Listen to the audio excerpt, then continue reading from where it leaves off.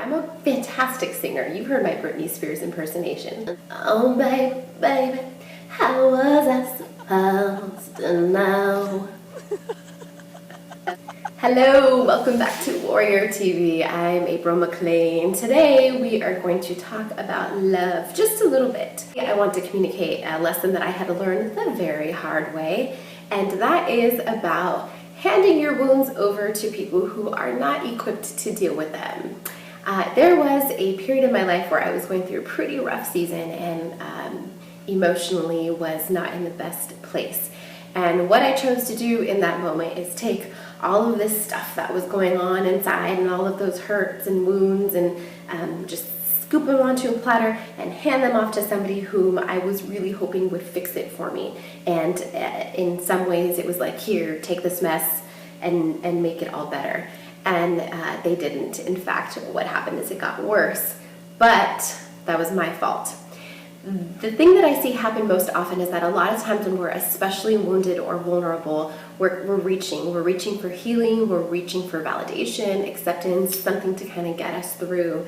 And instead of just diving in and dealing with the core of what it is, we look for people to come along and fix our problems.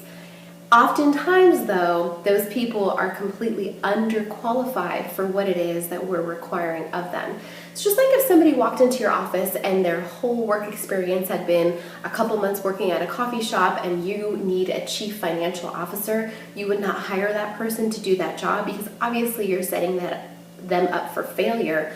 It's the exact same scenario here. So unfortunately, so often we're handing people the deepest, rawest parts of our vulnerabilities at the darkest seasons of our lives, and they're not qualified, and we are setting them up for failure, and then a lot of the times blaming them or looking back and saying, why didn't you take better care of me, or how could this happen, or how could you be so mean? We just need to be a lot more selective about who we hand our hurts over to.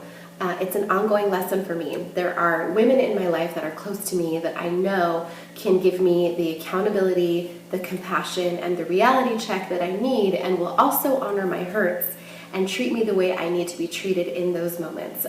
Prayer is something that I have to rely on heavily now.